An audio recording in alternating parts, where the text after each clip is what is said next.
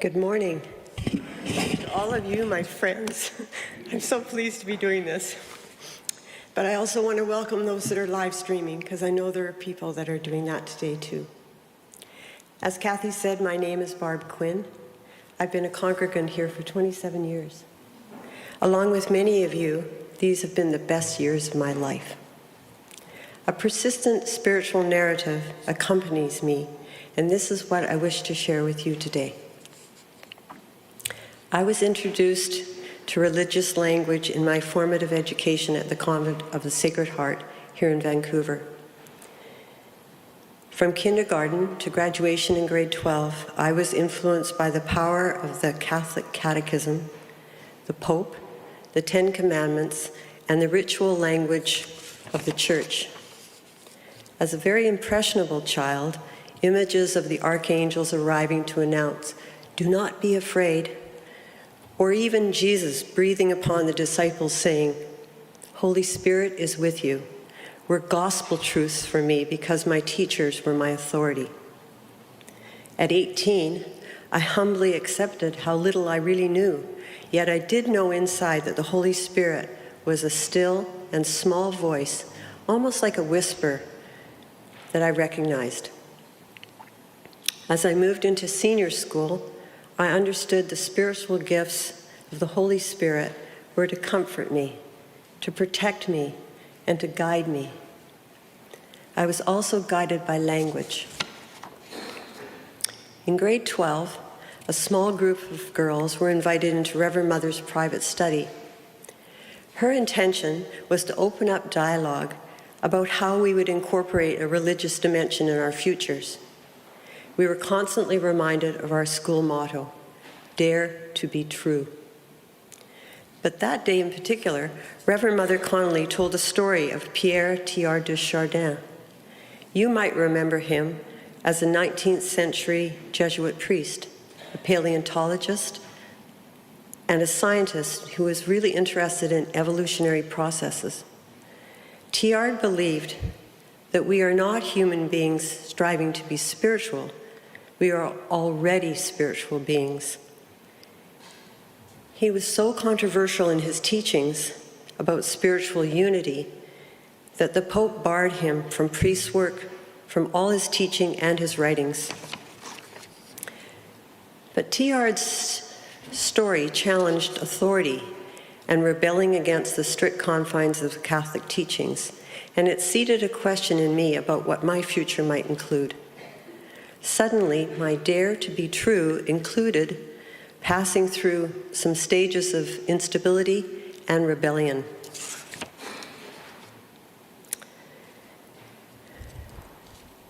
The seeds of doubt about blindly trusting my former teachers, combined with the seeds of curiosity, were often in conflict with this feeling inside of trusting a guardian power. My school motto haunted those days of wondering, how can I dare to live unconventionally and be true to myself?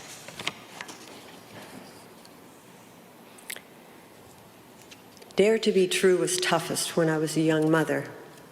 My patience was tested constantly. I struggled with being the eldest and a pleaser. I felt confined. I was restless. I didn't really know what I needed. Occasionally, though, I would attend Catholic Mass with my mother.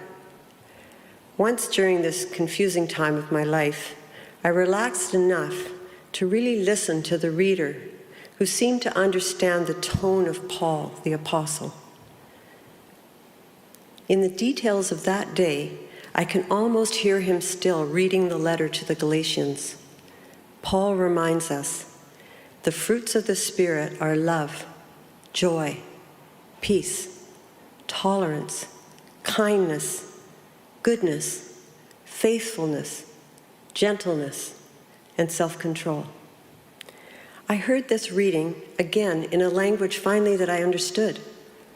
Those traits are always with us, just waiting to be nurtured. That day in particular, I also understood there was a plan for me. I felt reassured that the seeds of love were growing in me like fruits growing on a tree. but I had forgotten to ask the guidance of the Holy Spirit. But also, where would I go to feel safe with my questions and my doubts? I'd met Father Joe at the Whistler Catholic Church. He was a mature man who had left a marriage and entered the priesthood with a wealth of life experiences. He had huge, gnarled hands like a woodsman or a carpenter. I loved his folksy approach, and I asked him if I could meet with him for confession. And he said, by all means. As I had been well-schooled in the background of the liturgy of confession, as one would who would like to clean their mistakes, I prepared the formal way. And en route, driving to Father Joe, I was, bless me, Father, for I have sinned. I was like prepared. But when I arrived, there was Father Joe, knee-deep, weeding his vegetable garden. And he passed me a basket of carrots and garlic as he shook off the dirt from his shorts. The gardener and I met casually like that as he listened to my request to have a clean break from my Catholic experience. Father Joe knew about making mistakes. He was curious, and he asked me really good questions, and he listened to my struggles as though I was interesting. It was amazing. He must have seen, though, how seriously I was taking this request, because Father Joe was serious too when he blessed me to shed my Catholic cloak and go explore. He was the example of goodness that I needed. As I left him, I realized even in rebellion, the Spirit is with us. I was captive no more. I was 48 years old when I arrived here to the Canadian Memorial and heard Bruce Sanguin's first sermon. Bruce and Ann had just moved here from Toronto, and he was flabbergasted by the prices of real estate. And he admitted losing a lot of sleep about whether he was going to really like living here or not. I'd never heard doubt spoken from a priest before. What a welcome relief. Vulnerability was okay here. And top it off, Bruce's sermons were stimulating and engaging. Well, before you knew it, many of us here today were inquiring about cosmic grace and the creative pathways to spiritual growth. It was the beginning of my contemplative process with Center Point, spiritual gifts inventory, discipleship, and the reflective practices of thinking in serious and calm ways. It was rich and creative time personally. Under Bruce's encouragement, we did church, any place, any time, as we felt called, not by duty, but by passion.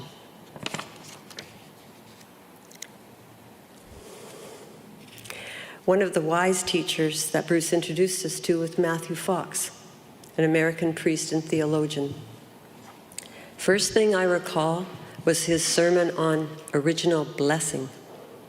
I welcomed being loved as I am, imperfect and flawed. It freed me to be less critical, more honest of my needs, and to listen to a repressed voice of desire. It lifted another burden that I wasn't born with a sinful nature. Fox spoke from a reverence for life and a participation in the creativity of the great cosmos. It was heady stuff, and to me it was one way to develop the gifts of the Spirit, especially joy and tolerance. As many of you may know, the wise and elegant Matthew Fox also was ousted from the Catholic Church for his principles on creative spirituality. The rebel in him reminded me of Teilhard of my youth. Another awakened human being was the Irish priest, John O'Donoghue. John broke new ground in thinking about consciousness with an inner landscape and a deep notion of personhood. His teachings and poetry had the ability of releasing me from the false shelter of the familiar. John talks about what it means to be human. How shall I be? I began again to tap into the guidance of the Holy Spirit. Thus began the Naramata summers of healing touch, training, and practice with Sally Schaeferly, and eventually I was led into spiritual direction. John O'Donoghue's direction changed too, as he chose to leave the priesthood to devote himself to writing on beauty, friendship, and what he calls the invisible world. John was hugely spacious about the rituals of blessings. Here's one I love.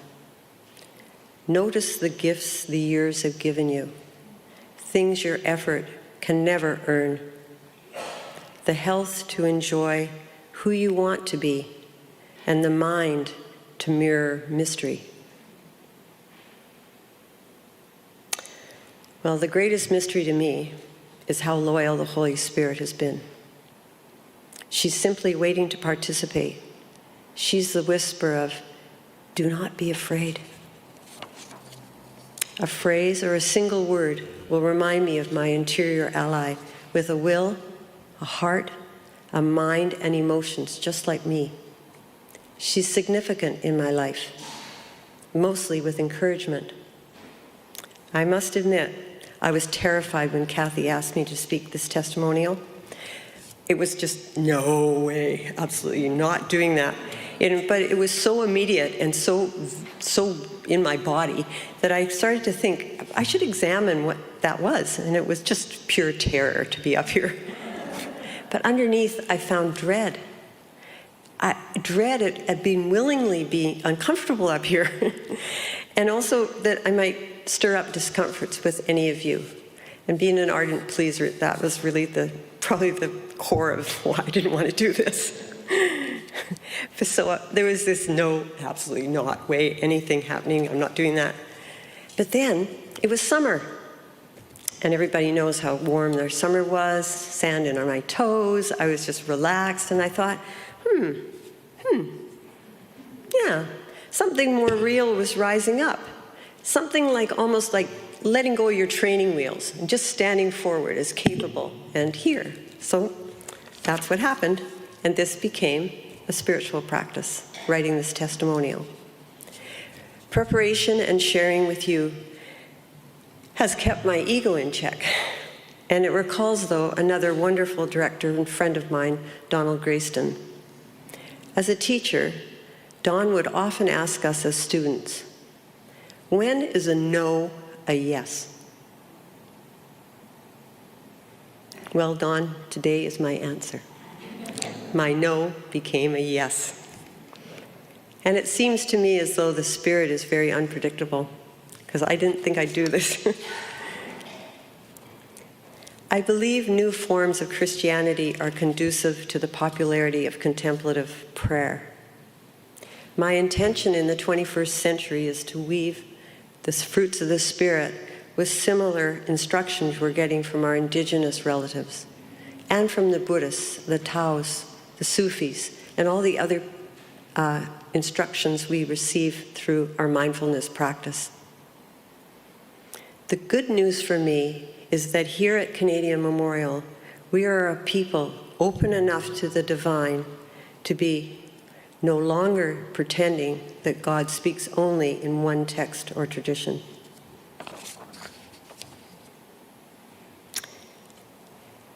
This invitation has been a blessing. To look at where I have ripened and where I've resisted ripening. I highly recommend a daily meditation practice that's offered here at Canadian Memorial and many other places. It's given me an inner compass. Some might call it a way to listen to that still small voice. I often call it the Holy Spirit, but each of you will have your own word for that. This is ultimately what our contemplative journey is all about. Cultivating a deeper way of seeing the world so that everything shimmers with the sacred. I conclude with this question. What of my story stirs the Spirit moving in your life? Thank you.